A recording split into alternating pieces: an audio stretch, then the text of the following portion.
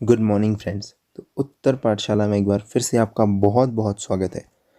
आज हम डिस्कस करेंगे 8 जून के उत्तराखंड से रिलेटेड सभी इम्पोर्टेंट करंट अफेयर्स के बारे में। आज का सेशन फ्रेंड्स और ज़्यादा इम्पोर्टेंट हो जाता है क्योंकि आज हम डिस्कस करेंगे वीपीडीओ वीडियो 2017 के पूछे गए प्रश्नों के बारे में भी और जानेंगे आने वाले एग्जाम्स में कौन से क्वेश्चन आ सकते हैं। और साथ ही करंट अफेयर में हम देखेंगे इंटरनेशनल स्पेस स्टेशन के बारे में और क्वारंटाइन नियमों के उल्लंघन के बारे में। तो चलिए शुरू करते हैं, लेकिन उससे पहले अगर आपने चैनल को सब्सक्राइब नहीं किया है तो अभी सब्सक्राइब करें और बेल आइकन को प्रेस करें और वीडियो को ज़्यादा से ज़्यादा लोगों तक शेयर करें। तो चलिए शुरू करते हैं। आपसे क्वेश्चन पूछ सकता है नासा के स्पेस स्टेशन के बारे में। जी हाँ, जो नासा का इंटरनेशनल स्पेस स्टेशन है उसकी लोकेशन उत्तराखंड के देहरादून के ऊपर फिक्स है। मतलब आजकल आप देहरादून के ऊपर इंटरनेशनल स्पेस स्टेशन को देख सकते हैं, जहां इसे 16 जून तक शाम के समय देखा जा सकता है।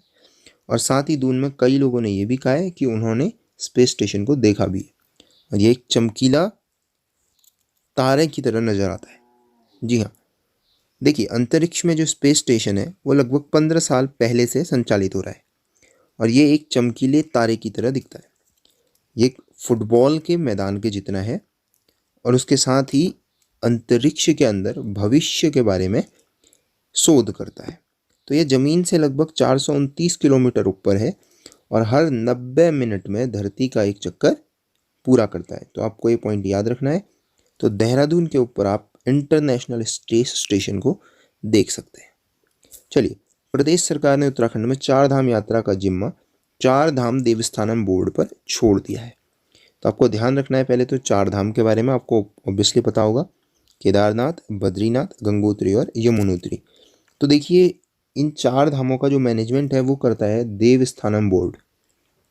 तो सरकार ने देवस्थानम बोर्ड को इसकी जिम्मेदारी दे दी है। अब इसमें देवस्थानम बोर्ड को स्वास्थ्य है और थर्मल स्कैनिंग है या ऐसे जो भी काम है उनको करने का अधिकार देवस्थानम बोर्ड को दिया गया है। और इसका मतलब ये है कि 4 धाम यात्रा को उत्तराखंड वालों के लिए, जी हाँ, केवल उत्तराखंड वालों के लिए खोल दिया जाएगा।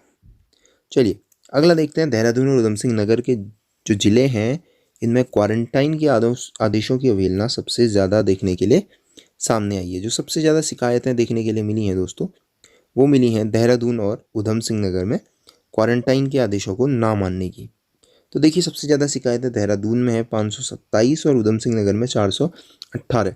बाकी के जिलों की शिकायतें आप यहाँ देख सकते हैं दोस्तों, जैसे हरिद्वार में 263, पिथौरागढ़ में 59, अल्मोड़ा में 48, बागेश्वर में 34, चंपावत में 22 और उत्तरकाशी और रुद्रप्रयाग में सबसे कम 14 शिकायतें।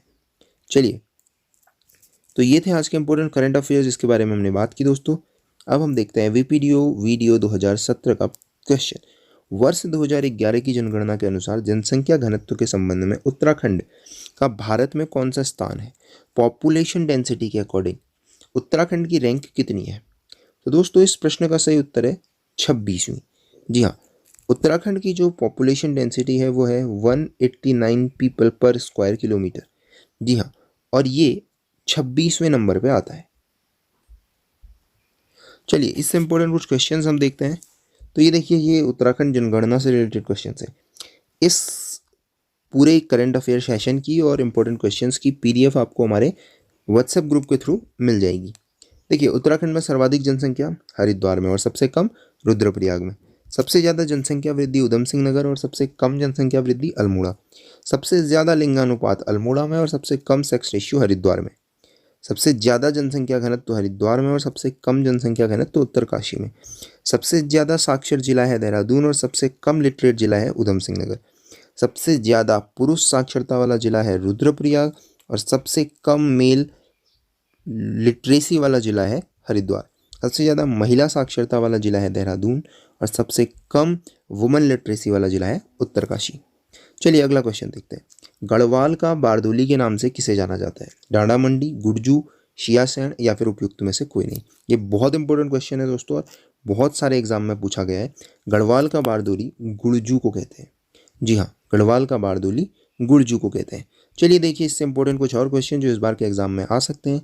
किस विद्रोह को कुमाऊं का बारदोली कहते हैं? जी हाँ, कुमाऊं का बारदोली कहा जाता है सल्ट विद्रोह को, और इसीलिए सल्ट को, जी हाँ, सल्ट को कुमाऊं की बारदोली भी कहा जाता है। देखिए, सल्ट को कुमाऊं की बारदोली कहा जाता है और गढ़वाल की बारदोली गुर्जू को कहा जाता है। चलिए देखिए, अगर मैं बात करूं बारदोली की, तो आपको पता होगा 1928 में गुजरात में हुआ था किसानों के लिए। तो इसका नेतृत्व किया था सरदार वल्लभ भाई पटेल ने। ये क्वेश्चन काफ़ी बार पूछा गया है, नेतृत्व किसने किया था बारदोली का? तो ये किया था सरदार वल्लभ भाई पटेल ने। और 22% तक की जो लगान थी किसानों की, उसको फिर घटाने के लिए किया गया था, और इसे घटाकर फिर 6.03 इसी आंदोलन के फलस्वरूप किया गया था। और आपको पता होना चाहिए, इसी आंदोलन के बाद वल्लभ भाई पटेल को सरदार की उपाधि मिली थी। तो ये थे आज के सभी इंपॉर्टेंट क्वेश्चंस भी, जिनके बारे में हमने डिस्कशन किया दोस्तों। तो आपने अगर सेशन को अभी तक लाइक नहीं किया तो लाइक ज़रूर कीजिए, और दोस्तों मैक्सिमम लोगों तक शेयर कीजिए और चैनल को सब्सक्राइब कीजिए। Thank you, till next video.